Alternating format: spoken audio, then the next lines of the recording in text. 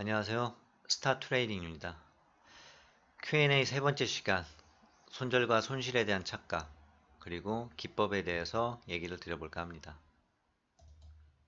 많은 분들에게 이제 상담을 하면서 이런저런 어떤 사연들을 많이 들었는데요. 제가 느꼈던 부분들을 한번 얘기를 드려볼게요. 손절과 손실에 대한 착각, 특히 이제 이 손실 부분. 보통 이제 어느 정도 손실이 났냐라고 여쭤봐요. 물론 이제 수익이 나신 분도 있고, 내지는 현상 유지를 하신 분들도 계시지만, 아무래도 이쪽 국내 해외 선물 쪽은 이제 손실이 나신 분들이 한 8, 90% 이상은 되는 것 같습니다. 그러면 이제 금액을 여쭤보죠. 왜냐하면 어느 정도 금액이 손실이 났는지에 따라서 어떤 식으로 매매를 해나가는 게 좋고, 또 어떤 방법을 택하는 게 좋은지를 저 나름대로 이제 그 어떤 개개인적인 상황을 토대로 이제 설명을 드리다 보니까. 근데 이전에 보게 되면, 보통 손실 금액을 물었을 때, 이를테면, 뭐, 한 3에서 4천만 원 정도 됩니다. 라고 얘기를 합니다. 갭이, 예, 천 단위예요. 즉, 제가 판단할 때는 어떤 부분이냐, 어, 이 천만 원이라는 금액이 사실 뭐 일반인이든 또는 자금이 조금 있으신 분이든 작은 금액이 아니잖아요. 3,100만 원, 3,200도 아니고 3, 4천 내지는 2, 3천. 보통 보게 되면 본인이 얼마나 손실이 났는지를 예, 정확히 안 따져봤다라는 게 제가 보는 견해고요. 또는 뭐 증권사 계좌를 또는 뭐 대여 계좌를 이용하는 분들도 계시죠. 이곳저곳 계좌를 갖다가 운영하다 보니까 정확한 누적 손실 금액에 대해서 예, 뭐 가계부 작성하듯 그렇게 작성까지는 아니더라도 명확하게 인지하고 있어야 되는데 잘 모르시는 거죠. 또는 매매를 중간에 하다가 또 안 하다가 또 중간에 하다가 이제 이러다 보니까 뭐 이제 이렇게 표현하는 부분에 대해서 뭐 이해를 전혀 못하는 건 아니지만 어, 전문가적인 어떤 입장에서 본다라고 하면 어떤 상황을 돌파해 나갈 때 아주 명확한 객관적인 정보 내지는 판단이 필요하거든요. 그래 그런 걸 스스로 못한다는 생각을 하나는 가졌고요. 또 다른 거 하나는 어떤 부분이 있냐? 수익은 내는 것 같아요. 내지는 현상 유지를 하고 있습니다. 내지는 마이너스는 나지 않아요.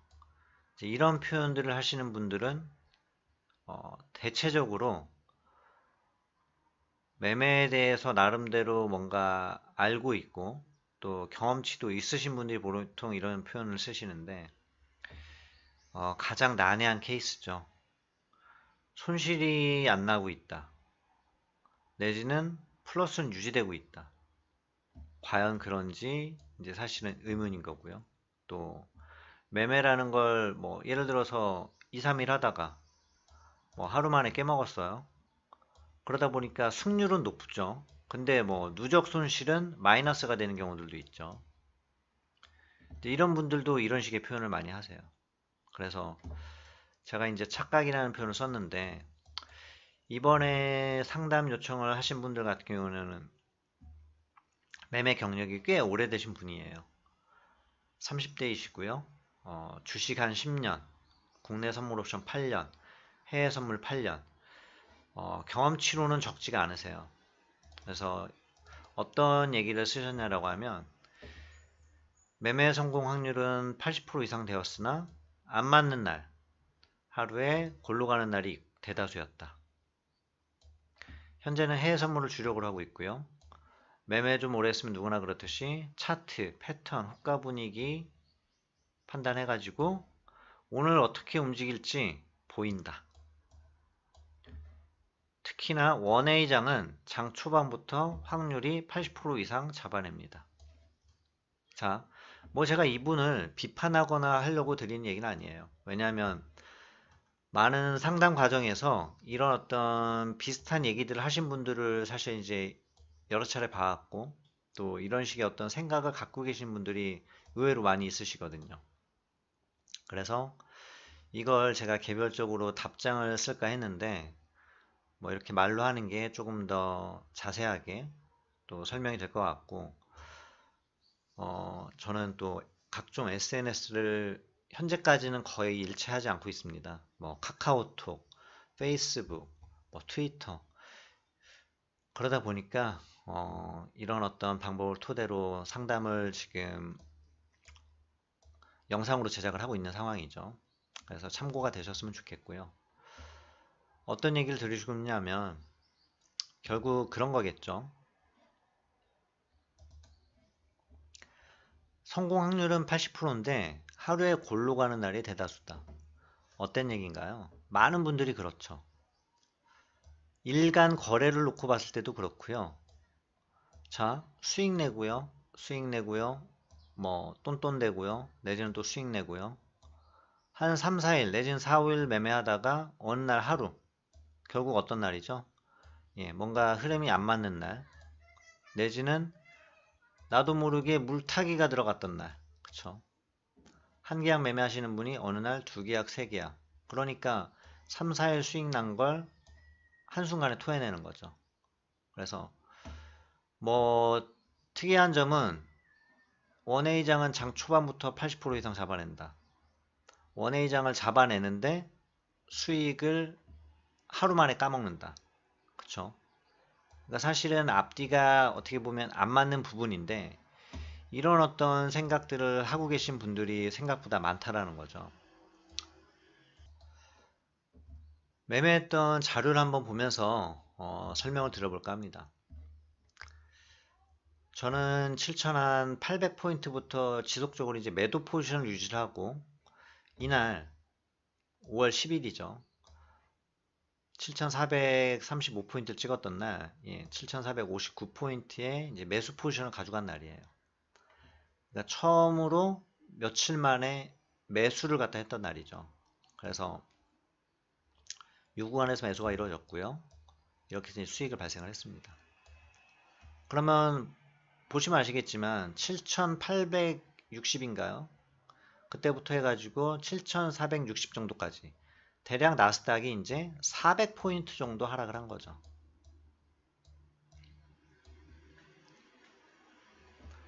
이 날만 놓고 하더라도 아침 개장하고서 하락이 단기적으로 나왔어요. 대략 100포인트 넘는 상황이죠. 그리고 박스권 행보를 보이다가 역시나 이런 패턴. 결국 차트를 볼 때 어떤 패턴이라고 한다라고 하면 그 앞에 영상에서도 설명을 드렸었죠. 한번 시장이 뭔가 하락을 하고요. 툭 한번 내려왔습니다. 그리고 또 한번 약간 횡보하는 듯 반등하는 듯 하다가 다시 한번 빠져요. 이쯤 되면 매수했던 사람들이 참지 못해 손절을 내보내죠. 그리고 여기서 마찬가지로 반등하는 척 하다가 한번 더 빠져요. 그리고 있다가 이제 뭐 급반등이 나오기도 하고요. 내지는 제한적인 반등이 나오고 뭐 이 정도 선에서 마무리가 되기도 하고요. 이런 어떤 흐름들을 갖다가 경험을 하다 보면 사실은 어떤 구간이 어떤 구간일지 판단하기 되게 어려워요. 그쵸? 여기가 여기인지 착각이 들게 만드는 거죠. 분봉 차트로 보면 모습이 상당히 흡사합니다. 매수를 할 수도 있겠죠. 근데 한 번 더, 두 번 더 빠지고 나서야 반등이 나왔어요. 이런 경험들 속에서 나름의 어떤 데이터가 확보가 되죠. 즉, 해외선물 같은 경우는 앞에도 말씀을 드렸지만 거의 차트적으로 접근하는 게 어떻게 보면 유일한 방법이죠. 내지는 이제 시황적인 부분이 있겠죠. 뭐 크루드 오일 같은 경우는 원유 재고라든지 뭐 오펙에서의 회의라든지 또 트럼프의 어떤 발언, 뭐 미국 증시는 미중 무역 협상이나 또 트럼프의 어떤 발언, 이제 기타 등등 등이 작용을 할 테고요. 그래서 실시간으로 파악되는 정보는 상당히 제한적이에요. 그러다 보니까 차트적으로 많이 잡아낼 수밖에 없는데 어떤 흐름이 이렇게 진행이 될 때 결국 여기서 매도를 했던 사람이 있겠죠. 수익이 났을 테고요. 또는 여기서 매수를 했던 사람이 있겠죠. 손실이 났을 테고요. 지금 되게 폭이 작아 보일 수는 있지만 차트 옆에 수치를 보시게 되면 여기서 요만큼이 딱 100만 원이에요. 1000달러. 매도를 했으면 1000달러 수익, 매수를 했으면 1000달러 손실. 그리고 급등락이 나타나고요. 그리고 쭉 반등이 나타납니다. 지금 5월 10일 날 7600포인트까지 올라갔었는데 이 지수가 어느 상황까지 내려왔느냐? 자, 7600포인트가 여기였는지 여기였는지 잘 모르겠지만 아마 여기쯤이었을 거예요. 그러면 7000포인트를 깼어요. 6950포인트 찍고 반등 나왔거든요.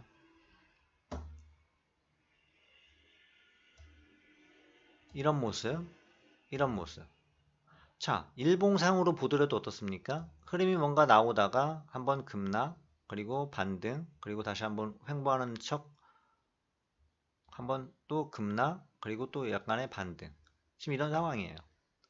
이런 모습들은 분봉상에도 나타나고요. 지금처럼 일봉상에도 나타납니다.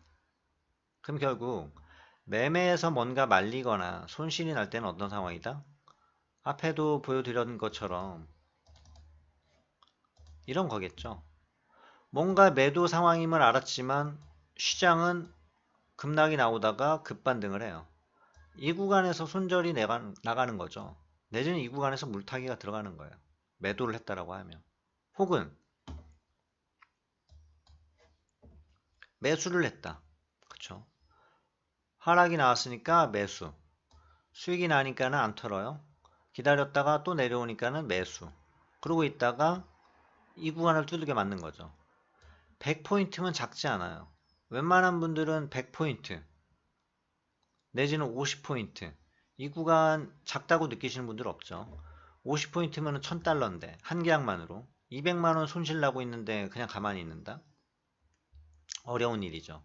수익이 나고 있다라고 하면 버텨볼 수는 있겠지만 그런 것처럼 어떤 상황에서 내가 매매를 할 때 결국은 틀리는 상황, 그쵸?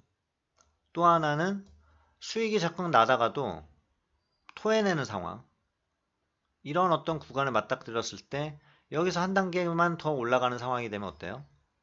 손실이 되게 커지죠. 그러면은 결국은 장중 어떤 흐름에서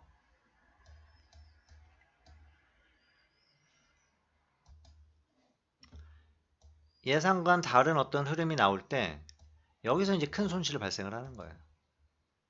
내지는 박스권에서도 그런 상황이 나타나죠. 1분봉을 한번 놓고 볼게요. 계약수를 많이 하시는 분들이다. 그렇다라고 하면 뭐 매도 했다가 이 구간 피날레 나올 때 손절 나가면 며칠간 벌었던 걸 다 깨먹는 경우 발생을 하고요. 그리고 또 지나놓고 나면 어때요? 본절 내지는 수익 상황까지도 오는 거죠. 근데 두 계약 들어가서 200만원 넘게 깨졌는데 본절까지 오는데 대략적으로 걸린 시간이 40분 정도. 이런 상황을 경험하게 되고 또 차트적으로 해석하다 보면 오기가 발동하는 거죠. 내지는 히팅이 되는 거죠. 그러다 보면 매매가 이제 막매매가 되죠. 그래서 해외 선물할 때 가장 어떻게 보면 어려운 부분이라고 하는 게 결국은 이런 어떤 손절과 손실에 대한 내가 내 자신을 객관적으로 판단하고 있지 않는다라고 하면 여기에서 불러들이는 착각으로 인해 가지고 손실이 상당히 커질 수 있고요. 그리고 본인이 생각하는 그런 어떤 확률이라는 부분 객관적으로 점검할 필요가 있겠죠. 과연 이 80%라는 게 어디에서 나온 수치인지 저는 이제 요구도 하죠. 그러면 일간으로 따졌을 때 월, 화, 수, 목, 금, 토 해가지고 수익 난 거, 손실 난 거 계산돼요. 또는 이 하루의 상황에 대해서 매매내요.